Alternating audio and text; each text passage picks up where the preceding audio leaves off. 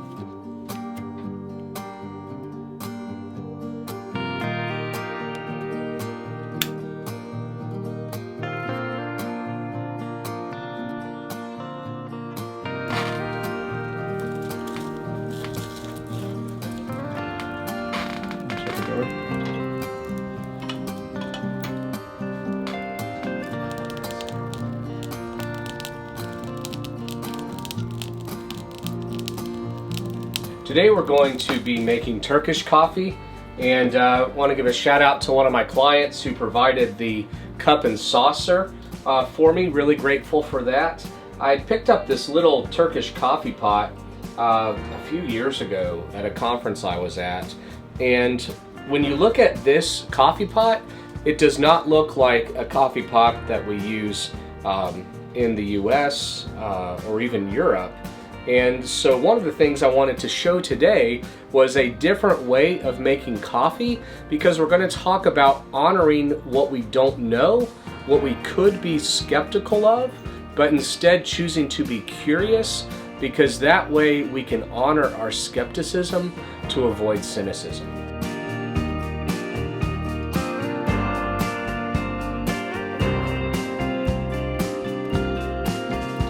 And so what we're going to do is we are going to measure out, and I already have it measured. You want to measure out 1.5 times the amount of water that you are going to make the size of a cup of coffee. So I already pre-measured 1.5 times this cup of water, which is the amount of water I have in the Turkish coffee pot. And the way that you make Turkish coffee is it's kind of a process of cooking the coffee. Traditionally, it's done over a sand fire. We're using a wood stove that's in my office, in our office. That's our little twist on it, our little Tennessee twist. And but we're gonna take the coffee, and you're gonna add about 1 tablespoon of coffee for each cup. And so I'm going to add some of this coffee. This is a very good and also easy to find Turkish coffee that you can pick up at a lot of grocery stores will have this, or even Turkish restaurants usually have a little store that you can purchase this Turkish coffee from. Really, you want to buy it pre-ground. It is super hard to get a ground or a grind that is this fine. So we're going to start by adding a tablespoon of this to the water.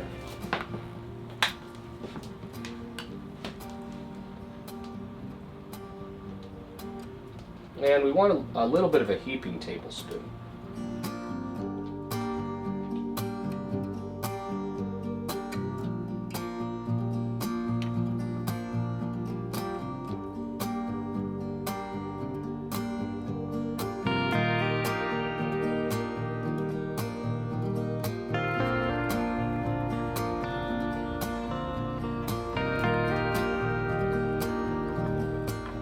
Now that the Turkish coffee is mixed in, we're going to add sugar. And you add the coffee and the sugar to the water, and the taste just depends on how you like how sweet you want the coffee.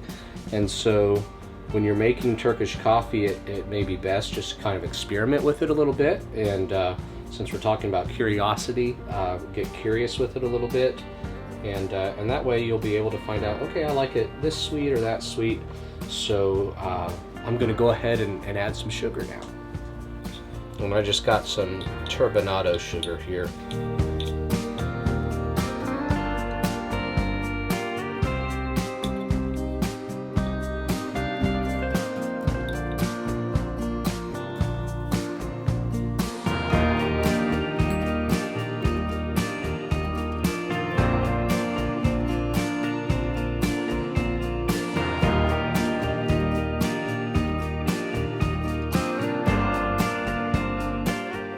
I have a traditional olive paddle that I'm using. It's a little paddle made for making Turkish coffee, because we're going to cook this on a stove, and you don't want the paddle to get hot, so it's just better than using a metal utensil.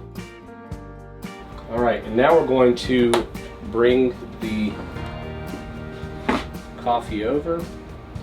And I usually put it just right here.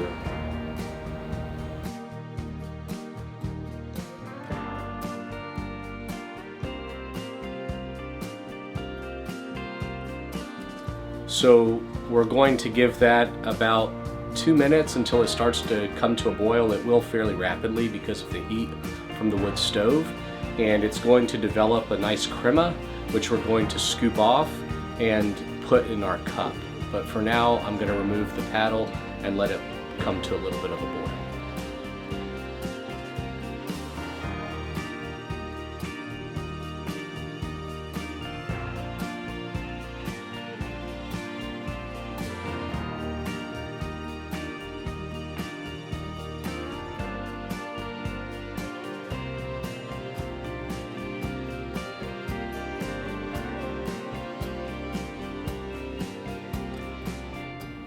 All right, and now we're going to pour it into the cup.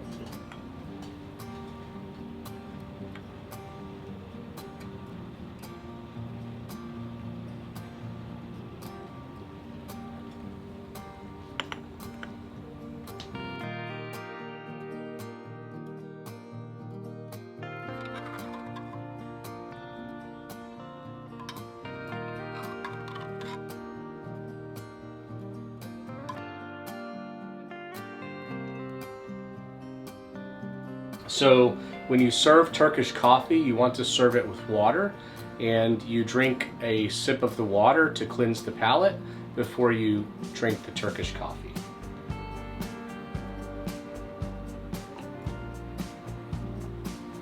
And now the coffee. And it's nice to serve the Turkish coffee with a little piece of chocolate.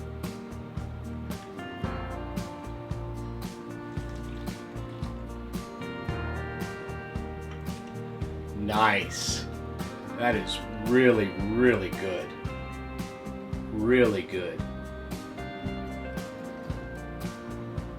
Oh yeah, it came out well.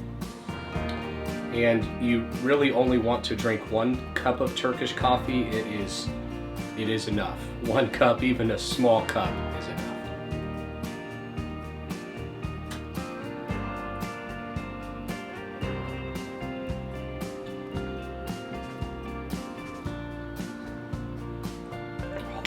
Good. Really, really good. As I look around my office, my life has really changed. And I can see the change when I look at my books. I recently went through my books and got several boxes together and gave some away to a friend, and I actually have a couple other boxes to share with him as well. My life has changed a lot. I've changed disciplines. I've moved from my work as a pastor to work as an organizational systems thinker. And right now I'm still working on the process and navigating, do I have what it takes, and am I interested enough to sustain research to become a behavioral economist? That's what I'm thinking right now.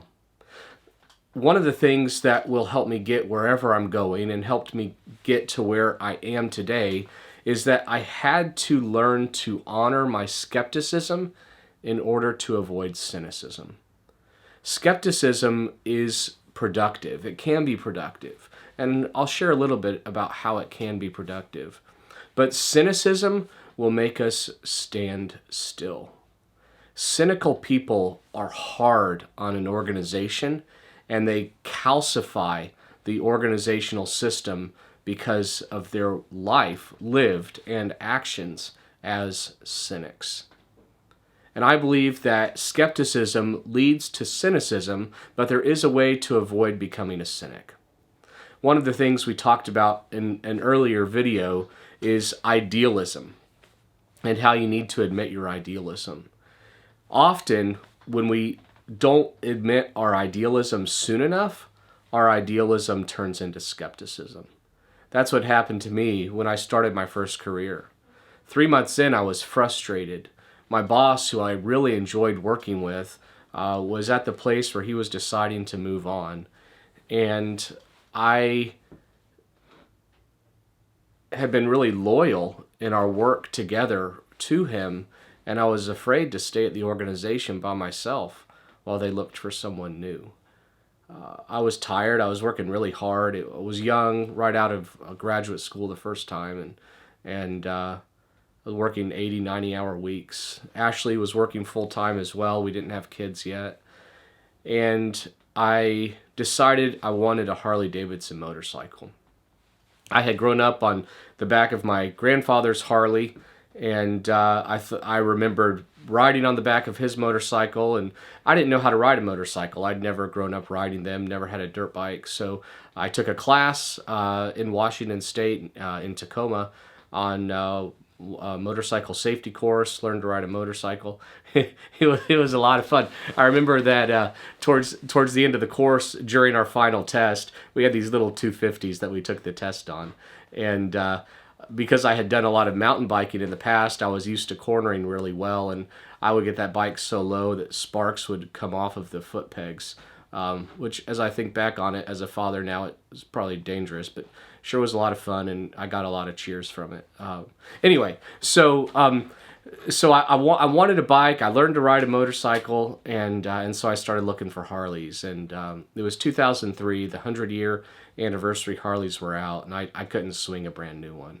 But I found one in the basement of a church in St. Mark's Episcopal Church, a beautiful cathedral on Capitol Hill in Seattle. And I bought that motorcycle out of that basement, and it was a Fatster, which is it was a '97 custom 1200 with a Dyna Wide Glide triple tree and Fat Bob tank, and I really liked that bike a lot. And I got rid of it a couple days before our youngest daughter Anna was born because I'd had an accident and just felt like, well, my kids are young, I shouldn't have one, but I'm kind of getting the itch to get one again. What that did for me in terms of having an opportunity to ride that Harley in Washington State through the beautiful mountains with the wind blowing in my face is it gave me an outlet for that skepticism to begin to break up a little bit so that it didn't turn into cynicism. I didn't know enough about organizations or about myself at the time to fully avoid the cynicism. But I knew enough that I was able to stay skeptical instead of cynical. Or like if it's a scale, I was 51% skeptical and 49% cynical, so that I was able to build relationships with the group that I led for another 12 months while they searched for a new senior leader. It also came in handy on November 9 of 2010. I had a 90-day review. I had been hired to work with a couple groups of people in Nashville, one north, one south. And with the first group, it just hadn't gone well. And part of it was my fault. Part of it was their fault. And when my boss called me in, he said, if you don't build relationships with these people, you're not gonna have a job at Christmas. And Ashley loved living in Tennessee, and so I I swallowed my pride. I made the apologies that I needed to make sincerely. And I continued with that group of people for another 7 months until it was at a point where I was terminated from that position. But then with the second group of people that I was leading, I continued to work with them for another 6 years and led a successful turnaround engagement with them. I had been frustrated because the last 2 leaders before me had been terminated, and I struggled with cynicism, trying to figure out why after 90 days I was being threatened with termination when the 2 leaders in front of me had been terminated. But thankfully, I had enough of skepticism in that situation to look at myself and what I owned, in addition to what others around me owned as well.